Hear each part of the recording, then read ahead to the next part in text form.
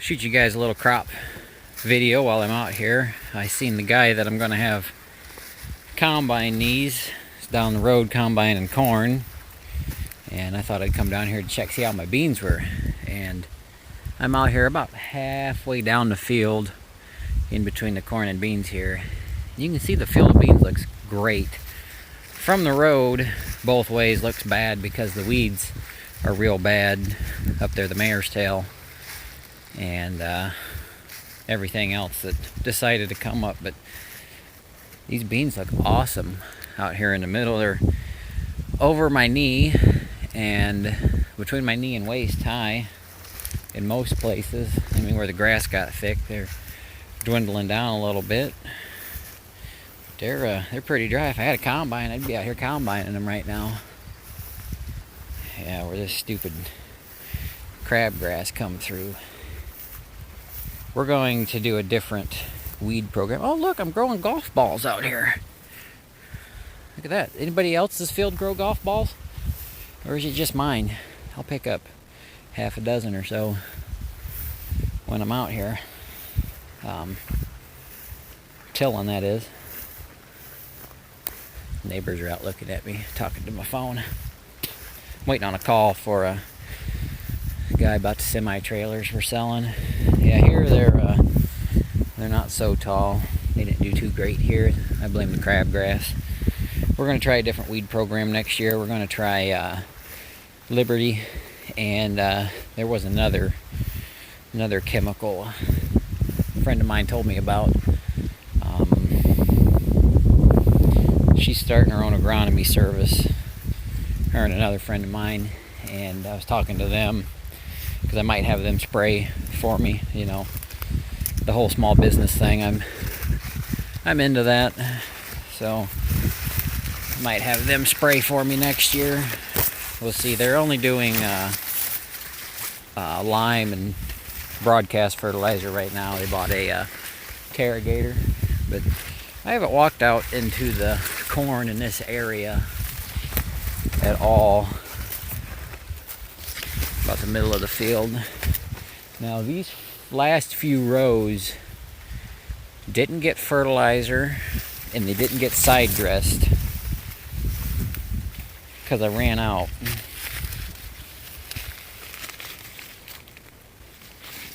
But the ears look decent. I'm excited. Now look at this here. I've seen quite a few fields where ears are on the tassels.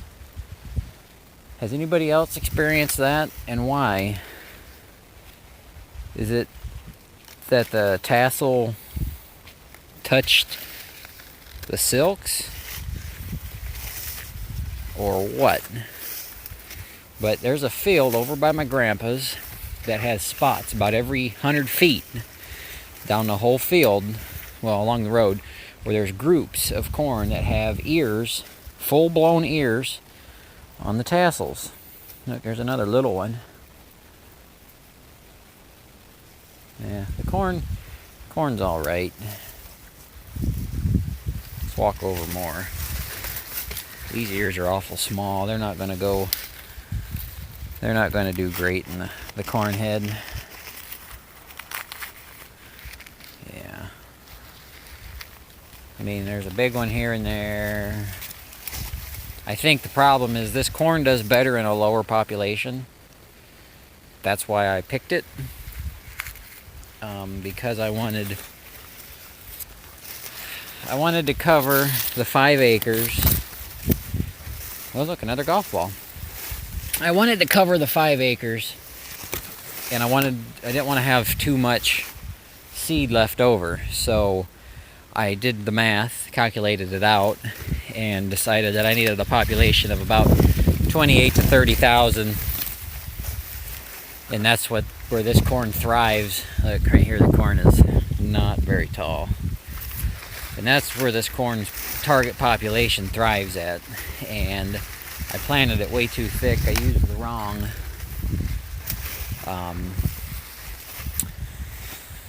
plates in the corn planter. This is a row where I was running out when I was planting at night. But look where the corn had plenty of room to grow. Look at that ear. That thing is huge. All of these are. And then you look where it's closer together, baby ears.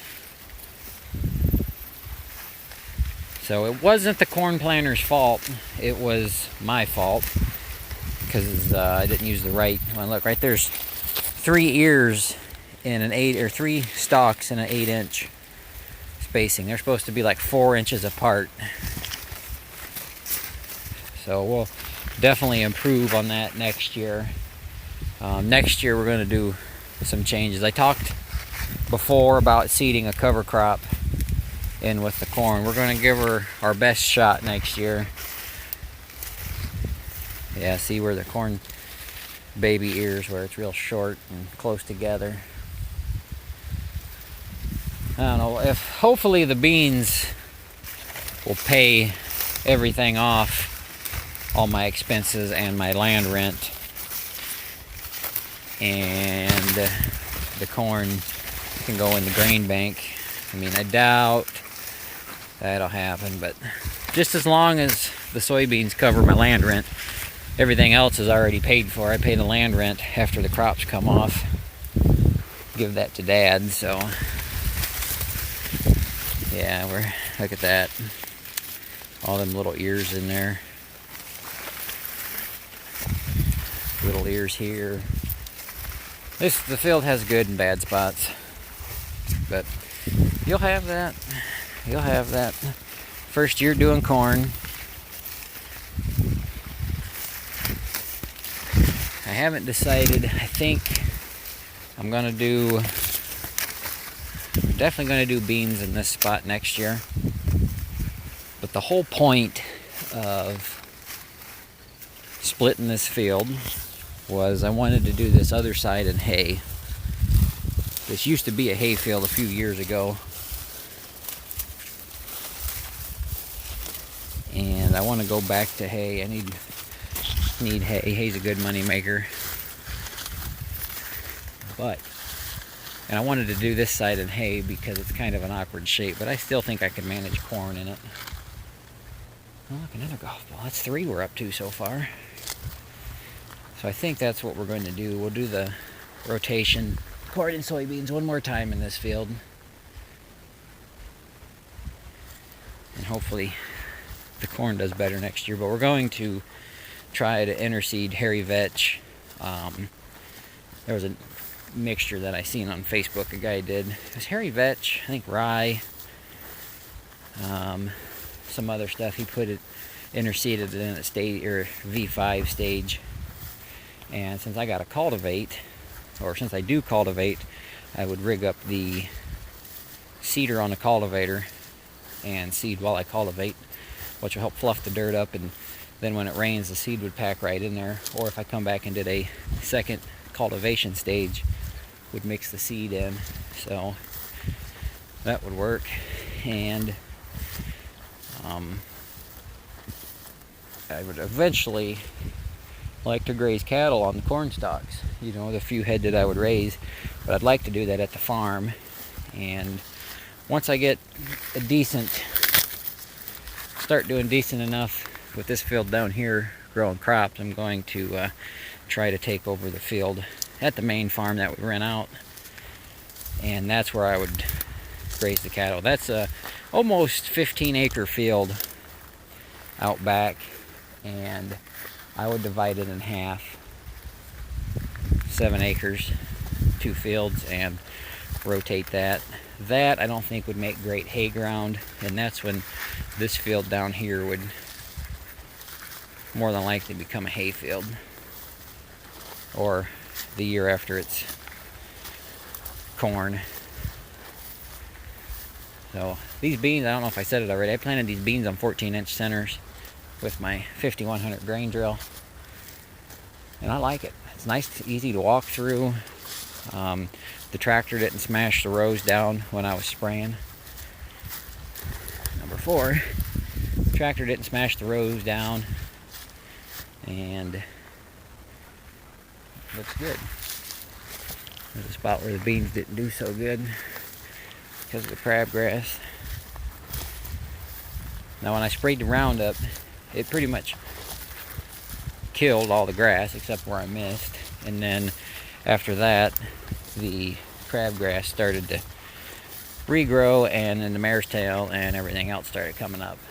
And by the time I would have been able to get back in here to spray with something else, it was already too late, because I don't have adjustable booms on the sprayer, and it would have been ripping nozzles off and everything else by the time I would have sprayed, because the weeds would have been attacking the booms.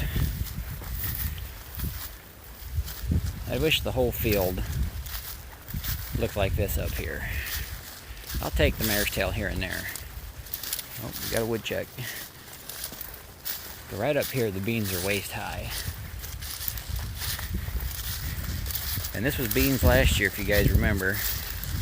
This whole field was. So right here in this spot's beans on beans, which that's what soybean farmer does. So if you look, these beans are waist high.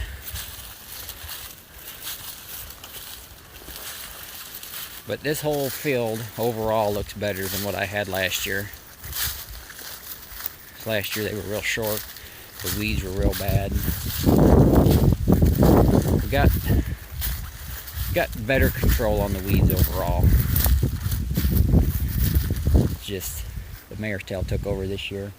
I didn't have that problem last year. It was the crabgrass.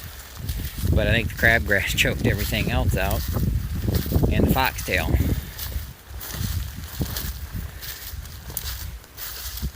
So I'm tickling the idea of planting soybeans in 30-inch rows. I haven't fully committed to that idea yet, because one, I'd be able to cultivate them if I had to, and I definitely wouldn't have to worry about the tractor running them over. Yeah, from here in the field up, it's hit or miss with the beans. This is where the weeds and grass got real bad. There's beans in here. You can hear them crunching and rattling. But it's hit or miss. I'm kind of embarrassed, because I know the guy that's going to combine it probably not going to be thrilled that he's going to have to suck all these weeds through his combine. He did last time though. I don't know how he felt about it, but he sucked them through last time. There wasn't as much mare's tail though. Yeah, these beans are about a foot tall through here. Not as many pods on them. They get better right up here by the truck though.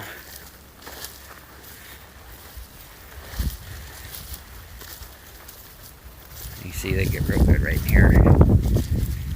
So, well, I think I kind of rambled on enough. You guys got to see what the crop looks like. Maybe I can get a video or two of them combining if I'm around while they do it. Okay, so the guy called me that I was waiting on, and I forgot to finish the video down there at the field. So I guess we'll finish it here at the farm with an animal update. We'll just give you guys a roundabout update. So I went to an auction a week ago. Yeah, a week ago, and I picked up these two little billy goats for a fair price. We're going to feed them guys up a little bit and take them back and sell them. I want to get some calves, and I went down there and they had a bunch of calves. I borrowed a trailer because I don't remember if I told you, but this one's broke. If you can spot the problem there, I have to make new axle brackets for that, for both axles. They have rusted out. But I went down there. They had quite a few calves, nice beef calves, and all the ones I wanted except two sold as a cow-calf pair with their mother, which I thought was ridiculous because they were weaned and they wouldn't separate them, which usually if a a kid and mother goat pair come through there, they'll give you the option to separate them. They didn't do that with the calves, and so I was a little butthurt about that because they were the best. Those 5 were the best out of the 7. So I wasn't going to buy a cow-calf pair. One, I didn't have room in the trailer because the trailer I borrowed had half a load of straw in it. And 2, I didn't have the money because I think they sold for $1,200 for the pair, which ain't bad. Probably got more out of them selling them as a pair than as they would have splitting them up. So I bought those 2, and I bought some chickens. I'll show you them in a minute, but I'll take you out here while these guys are eating. CE can see the goats that I bought off of him, how they've turned out. I'm sure his wife probably wants to know. Here's 3 of the 4 does. You've been sticking your head through the fence, haven't you? You got the fur off your back there. There's those, and here's the Billy. He has swelled up something fierce. Just look at his neck. Oh, if I can hold the camera right. We still haven't named him yet. There's the other white one. He's a big boy. He's out here making friends. He's doing all the good billy goat noises and got the good billy goat smell going. So hopefully we'll have some babies out of for sure should be these 2 and then them 3. I don't know. I think these other 4 might be too young to breed this year because they were this year's kids. So he's been hanging out with this one. This is his friend. So anyways, let me I'll feed the dog real quick. I gotta carry my chicken waterer back to the barn. We'll show you guys the chickens. Alright, here's the meat birds. I have 44 in here. When I bought them, there was 48, but we had a little accident on the way home, and 4 of them did not make it home. So they're a Cornish cross. They were 12 days old when I bought them. They were at that auction. Somebody obviously decided they didn't want them no more. They're 20 days old today, and I paid 65 cents a piece for these. I thought that was a good deal because I think from a hatchery they're like $1 or something a piece, or $2. Pretty close, I believe. And I eat a lot of chicken. My beef's about gone, and you can't get a beef booked right now. It's pretty much impossible. I have, you guys won't see them more than likely, but I have 2 pigs that I bought from a guy at work. He wanted to get rid of them. He had a goat, and I'm a wheeler and dealer, so I bought the goat and pigs with intentions of selling the goat and keeping the pigs. And the pigs are at my grandpa's, and I told him to call and book them because I know slaughterhouses are booked, you know, out for a good ways. And he got them booked. The pigs are going in January 4th. But when he called, for those of you that don't know or haven't called, beef is booked out until 2022 at the 5 or 6 slaughterhouses he called around here. Beef's booked till 2022, and the earliest he could get the pigs was January 4th. Next would have been May, and then October of next year, or 2020 at the other slaughterhouse. They were booked up with everything until 2022.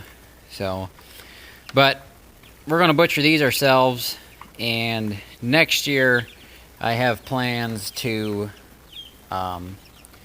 raise pastured poultry, something I've wanted to do for a long time, and I'm finally going to do it this year, or this next year. This field over here we're going to put back to pasture because I haven't had any luck growing crops on it, and we're going to raise pastured poultry, see if that's a thing, see if we can make it stick. I know not anybody in my area does it. In Ohio, you're allowed to raise and kill and sell from your farm 1,000 chickens without a license or being inspected or anything like that. Chicken's considered a low risk food, like fruits and vegetables, I guess, where your red meat is not, and you have to have that inspected. So you can do 20,000 or less birds with only a license and a voluntary inspection. So we're going to build a couple coops this winter and drag them across the field over here, so you can look forward to that next year. I'm really excited for next year. I have a lot of plans for next year, stuff that I've always wanted to try, and I've never done it, whether somebody is local started doing it or what. But just next year is going to be the year for things I want to do. I started making the little mini bales this year, which I don't think you guys know about. I started making some little mini bales. I actually have a couple over here. If you follow me on Instagram, you know that's what this mess is from. This is where I made the little baler, and I made a video. I just haven't done it yet. But I started making little bales. These ones are hay, and these ones are straw. Still kind of refining the tying process on them, but something I wanted to do for a long time. Finally started doing it. So we're going to try cover crops next year, pastured poultry, and who knows what else. But I'm really excited for next year, and yeah, good things to come next year. So anyways, before this gets too long-winded, I got a couple things I need to work on, as usual. Catch you guys on the next one.